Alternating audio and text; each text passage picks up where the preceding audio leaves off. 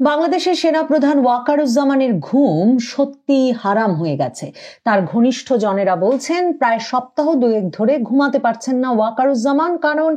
একদিকে তিনি যেমন এই আশঙ্কাটাই করছিলেন যে সত্যি যদি আন্তর্জাতিক অপরাধ ট্রাইব্যুনাল সাবেক এবং বর্তমান সেনা কর্মকর্তাদের নামে মামলা দিয়ে দেয়, তার কি প্রতিক্রিয়া তার বাহিনীর মধ্যে হতে পারে। অন্যদিকে এই অস্থিরতা তাকে তার নিরাপত্তা নিয়ে বিশেষভাবে এই সময়টায় শঙ্কিত করে তুলেছে ভীষণভাবে। এই অবস্থায় ওয়াকারুজ্জামান নিজের অস্থিরতা যেমন সামাল দিতে পারছেন না বাহিনীর ভেতরের অস্থিরতাও। বাহিনীর ভেতরে এমনকি শীর্ষ কর্মকর্তাদের যে স্বাভাবিক কার্যক্রম সেটাও ব্যাহত হচ্ছে আন্তর্জাতিক অপরাধ ট্রাইব্যুনালের মামলায় গ্রেফতারি পরোয়ানা জারি হয়ে যাওয়ার পর থেকে। সেনাবাহিনীর ভেতরে প্রমোশন বোর্ডের কার্যক্রম চলছিল, সেই প্রমোশন বোর্ডের কার্যক্রমেও বৃহস্পতিবার দুজন শীর্ষ কর্মকর্তা যোগ দেন নাই। কারণ জেনারেলেরা শীর্ষ জেনারেলেরা 56 জন জেনারেলি অস্থির এবং তারা বিভিন্ন দলে দলে ভাগ হয়ে যেমন একত্রেও বৈঠক করেছেন সারা দিন বৃহস্পতিবার জুড়ে, এবং ক্যান্টনমেন্টে বৈঠক চলেছে গভীর রাত পর্যন্ত, সেই খবর নানা সূত্র থেকেই পাওয়া যাচ্ছে। কিন্তু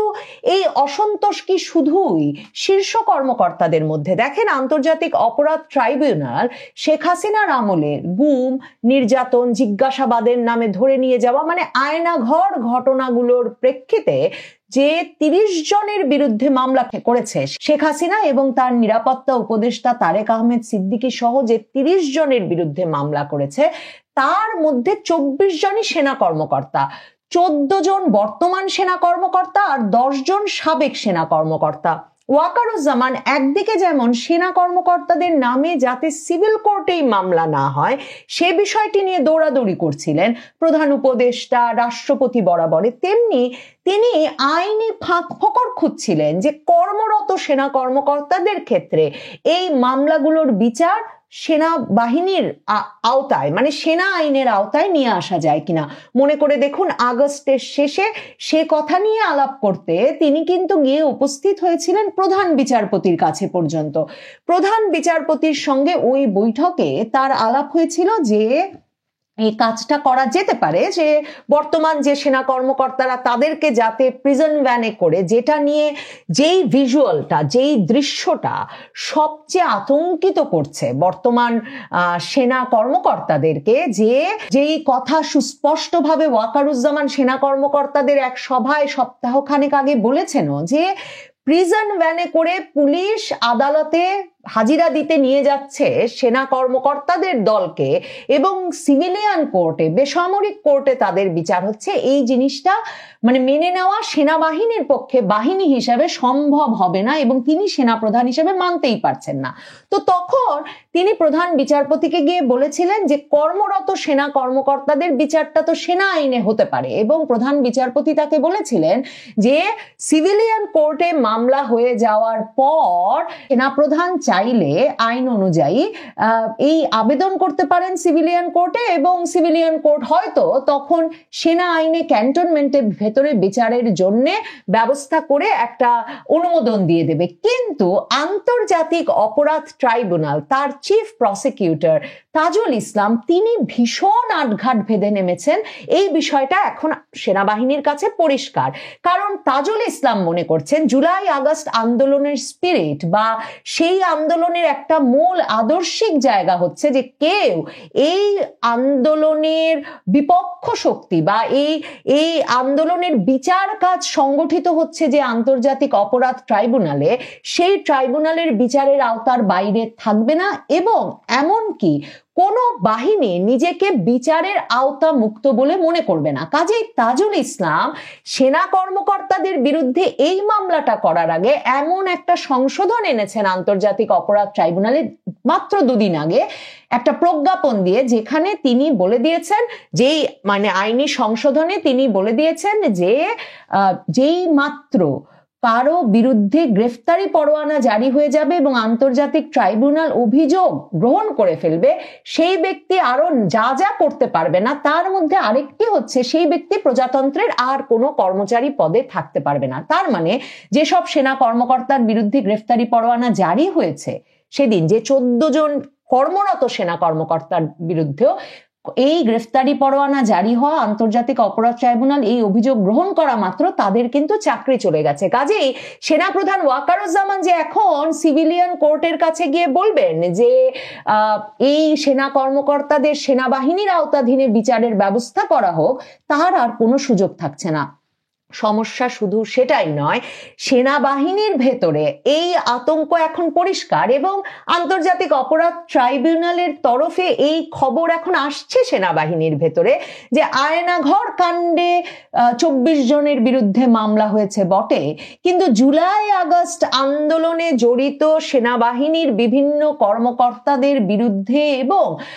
বিভিন্ন স্তরের কর্মকর্তাদের বিরুদ্ধে মামলা আসছে এবং এই কর্মকর্তাদের তালিকাও প্রস্তুত হয়ে গেছে, তাদের বিরুদ্ধে অভিযোগও প্রস্তুত, চার্জশিট প্রস্তুত। এই গ্রেফতারি পরোয়ানা জারি হওয়া এখন সময়ের ব্যাপার মাত্র। কাজেই শুধু যে 56 জন জেনারেল মানে সেনা কর্মকর্তা, শীর্ষ কর্মকর্তারা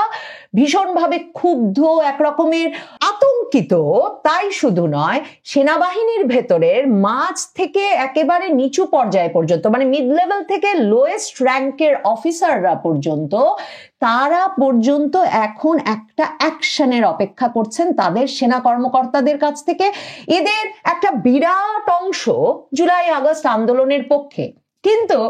এরা সকলেই মনে করছেন যে তাদের অনেকেই তো ডিউটিতে ছিলেন।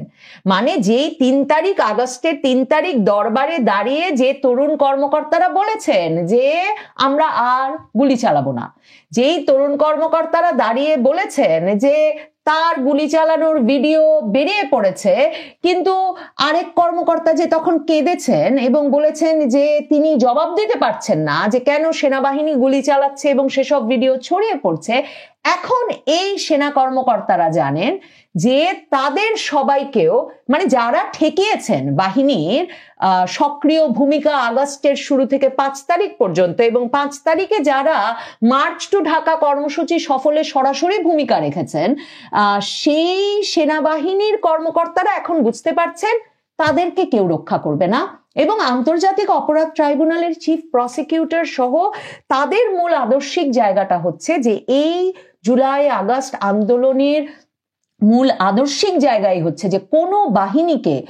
মানে এমন আইনি ছাড় দেওয়ার কোনো সুযোগ নাই যার ফলে তারা ভাববেন যে তারা সকল আইন আর বিচারের ঊর্ধ্বে। সেনাবাহিনীর ভেতরে সে কারণে শুধু ওয়াকারুজ্জামান নন, আসলে ঘুম নষ্ট হয়েছে, ঘুম হারাম হয়েছে সকল স্তরের কর্মকর্তাদের। কারণ দেখেন, ডিজিএফআই এর কথাই যদি বলি, ডিজিএফআই এর যে 5 সেনা কর্মকর্তার 5 সাবেক মহাপরিচালকের বিরুদ্ধে মামলা হলো সেনা গোয়েন্দা সংস্থার, এই 5 জনই কিন্তু এরই মধ্যে সেফ এক্সিট পেয়েছেন, মানে তারা কেউ আর দেশে নাই। এবং তাদের মধ্যে 2 জনকে তো শামস তাবরেজ চৌধুরী এবং হামিদুল হক, এই 2 জনকে যেমন আগস্টের পরেও কিন্তু আলাদা পোস্টিংও দেওয়া হয়েছিল এবং দিয়ে ভাবা হয়েছিল যে তারা যেহেতু ভীষণভাবে জুলাই আগস্ট আন্দোলনের পক্ষে ছিলেন, এই হামিদুল হকের সাথে যেহেতু জামায়াতে ইসলামীর সরাসরি রাজনৈতিক সংযোগ ছিল, যেটা তখন বাংলাদেশের পত্রপত্রিকায় এখনো রিপোর্টেড হয়েছে যে তিনি তার সঙ্গে এই রাজনৈতিক শক্তির সরাসরি মানে একটা সংযোগ ছিল, জুলাই আগস্ট আন্দোলনের পক্ষ শক্তি হিসেবে যে রাজনৈতিক শক্তি পরিচিত, এবং তারা সরাসরি ভেবেছিলেন এবং অন্তর্বর্তী সরকার গঠিত হওয়ার পরেও যাদেরকে একরকমের এই সরকারের অংশ বলেই ভাবা হচ্ছিল, যেমন ওয়াকারুজ্জামান গড়ে দিয়েছিলেন, হামিদুল হক, শামস তাবরেজও কিন্তু খুব গুরুত্বপূর্ণ ভূমিকা রাখছিলেন, তারাও কিন্তু টিকতে পারেন না, কিন্তু এদের প্রত্যেককে সেফ এক্সিট দিয়ে দেওয়া হয়েছে। কিন্তু এখন যখন জুলাই আগস্ট আন্দোলনের সময় যারা ডিউটি করেছিলেন সেই কর্মকর্তাদেরকে বা যারা যেই সৈনিকেরা মাঠে ছিলেন তাদেরকে একে একে চিহ্নিত করে মামলা দেওয়া হবে, গ্রেফতারি পরোয়ানা জারি হবে এবং তারা যখন সাথে সাথে চাকরি হারাবেন, মানে নিজেদের আত্মপক্ষ সমর্থনের আগেই চাকরি হারাবেন, সামরিক বাহিনীর আশ্রয় হারাবেন, এই সম্মান, মর্যাদা এবং সকল রকম বেনিফিট হারাবেন, তারা সহ তাদের পরিবার, মানে সামরিক বাহিনীর ভেতরের সুরক্ষা হারাবেন, তখন তাদের ভেতরে ভীষণ অস্থিরতা দেখা দিয়েছে এবং এই বাহিনী এভাবে টিকিয়ে রাখা যাবে বলে মনে করছেন না সেনাবাহিনীর একেবারে মিড লেভেল থেকে লোয়েস্ট লেভেলের র্যাঙ্কের বিভিন্ন কর্মকর্তারা তো বটেই, শীর্ষ জেনারেলেরাও। কাজেই নানা রকম বৈঠক চলছে আর ওয়াকারুজ্জামানের সরাসরি প্রাণের ভয় হচ্ছে। দেখেন 6 মাসের বেশি সময় ধরে সেনাপ্রধানের প্রাণের ঝুঁকি মানে ফিজিক্যাল হার্ম ঠেকাতে, তার যে কোনো শারীরিক ঝুঁকি এড়াতে তার জন্য বিশেষভাবে কিন্তু প্যারা কমান্ডো বাহিনী মানে সেনাবাহিনীর সবচেয়ে দুর্ধর্ষ বাহিনী মোতায়েন রয়েছে তার নিরাপত্তা দেখতে। কিন্তু সেনাপ্রধান ওয়াকার একরকমের অবিশ্বাসের মধ্যে পড়ে গেছেন এই ক্যান্টনমেন্টের ভেতরেই, কারণ ক্যান্টনমেন্টের ভেতরে মানে তরুণ কর্মকর্তাদের একটা বিরাট অংশ এখন মনে করছেন যে সেনাপ্রধান ওয়াকার আসলে কোনো সিদ্ধান্ত গ্রহণে সক্ষম নন, তিনি সেনাবাহিনীর মর্যাদা রক্ষায়ও সক্ষম নন। এত মাস ধরে তিনি বুঝিয়ে আসছিলেন যে সেনা কর্মকর্তাদেরকে যে কোনো বিচার, আইন, আদালত এসব থেকে রক্ষা করতে তিনি একটা নেগোসিয়েশনে আছেন তার বসানো ইউনূস সরকারের সঙ্গে। কিন্তু এখন সেনা কর্মকর্তাদের মধ্য থেকে মানে এই তরুণ কর্মকর্তাদের মধ্য থেকেও সেই বিশ্বাস চলে গেছে, তাদের ভেতরে এই বোধ চাঙা হয়েছে যে সেনাপ্রধান ওয়াকার না পারবেন তাদের সম্মান রক্ষা করতে, না সেনাপ্রধান ওয়াকারের পক্ষে সম্ভব বাহিনীর সম্মান ইন্টিগ্রিটি রক্ষা করা। কাজেই বাহিনীর একটা কোনো ব্যবস্থা নেওয়া দরকার এবং সেজন্য তারা নিজেরা বিভিন্ন জেনারেলের সঙ্গে, শীর্ষ কর্মকর্তার সঙ্গে, তাদের কমান্ডিং কর্মকর্তাদের সঙ্গে যোগাযোগ করছেন এবং একরকমের তাদের ক্ষোভ জানাচ্ছেন এবং ক্ষোভ সামাল দিতে না পারলে একজন কমান্ডিং অফিসারের পক্ষেও কিন্তু তাদের মানে কমান্ড ধরে রাখা সম্ভব হবে না। এই নাটকটা, এই চাপটা, মানসিক চাপটা এখন সেনাবাহিনীর সকল শীর্ষ কর্মকর্তাকে একরকমের বহন করতে হচ্ছে। ওইদিকে ওয়াকারুজ্জামানের সমস্যা হয়েছে, তিনি 9th ডিভিশনে মঈন খানের থাকাটা তিনি আরো বর্ধিত করতে চেয়েছিলেন, কিন্তু আগস্ট পার করে ফেলার পরে ইউনূস প্রমোশন বোর্ডের কোনো কাগজপত্রই না দেখার ফলে ডক্টর ইউনূসের সঙ্গে তিনি সেপ্টেম্বরের শুরুতে যখন সাক্ষাৎ পেয়েছেন ততদিনে 9th ডিভিশনের জিওসি মঈন খানের চাকরি থেকে অবসরে যাওয়ার সময় হয়ে গেছে। তখন তিনি নিয়ে এসেছেন বগুড়া থেকে আসাদুল হককে 9th ডিভিশন মানে 9th ডিভিশন খুব গুরুত্বপূর্ণ সাভারে, এবং সেটা রাজধানী ঢাকা সহ এই যে সব স্পর্শকাতর জায়গা, ঢাকা ক্যান্টনমেন্ট, সরকার প্রধানের বাসভবন, রাষ্ট্রপতির বাসভবন সহ এই আশুলিয়া সাভার পুরো এলাকাটা এরা কিন্তু রক্ষা করে এবং এদেরকে এই জন্য ওল্ড রিলায়েবলস বলা হয় সেনাবাহিনীর ভেতরে। তো সেই 9th ডিভিশন এখন এমন একজনের কমান্ডে যে আসাদুল হকের মনোভাব বুঝবার মতো ঘনিষ্ঠতা আসাদুল হকের সঙ্গে নাই ওয়াকারুজ্জামানের। কাজেই ওয়াকারুজ্জামান সেনাবাহিনীর ভেতরেও তাকে শেষ পর্যন্ত রক্ষা করা হবে কিনা তা নিয়ে এক রকমের শঙ্কার ভেতরে আছেন। ওয়াকারুজ্জামান জানেন সেই মে মাস থেকে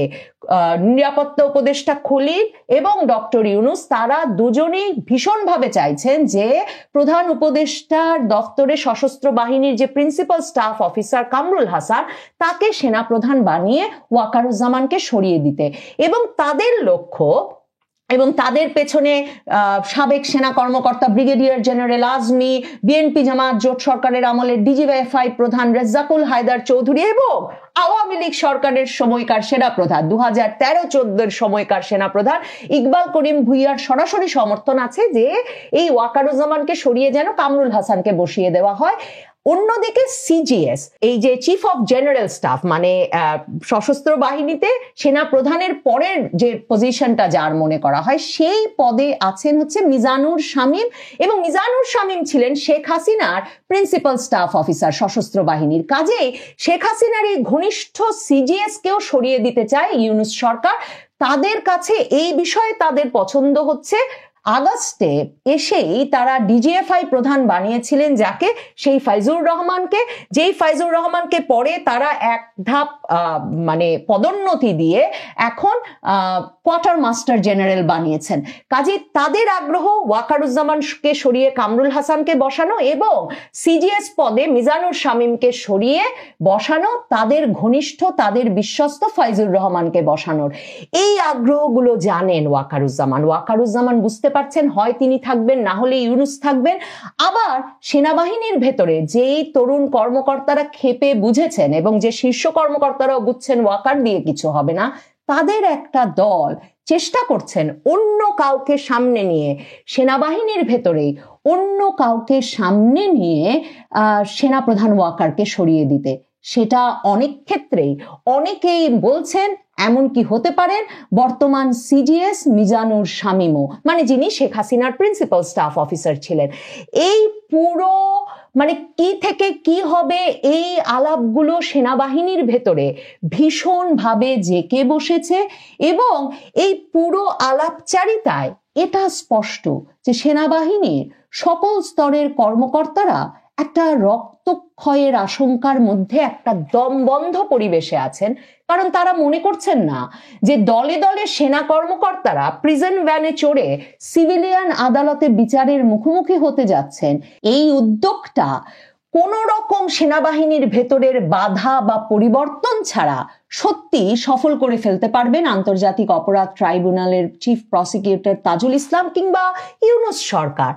কাজেই রক্তক্ষয়ের আশঙ্কা ভীষণভাবে জেঁকে বসেছে সেনাবাহিনীর ভেতরে, সেটাই অস্থিরতার বড় কারণ। তবে একটা পক্ষ মনে করছেন ওয়াকারুজ্জামান সিদ্ধান্তহীনতার জন্য যেমন সমালোচিত হচ্ছেন, তাকে যদি একটা মাথা ঠান্ডা ব্যক্তি হিসেবে বর্ণনা করা যায় তাহলে হয়তো তিনি এর মধ্যে কোনো না কোনো আপোষ রফার ব্যবস্থা ঠিক বের করে আনবেন। কিন্তু সেনাবাহিনীর তরুণ কর্মকর্তারা থেকে শীর্ষ জেনারেলেরা কেউ সত্যিকার অর্থে সেনা আইনের বাইরে সিভিলিয়ান আদালতে এই এত সংখ্যক মানে 150 জনের তালিকা নাকি আন্তর্জাতিক অপরাধ ট্রাইব্যুনালে প্রস্তুত আছে।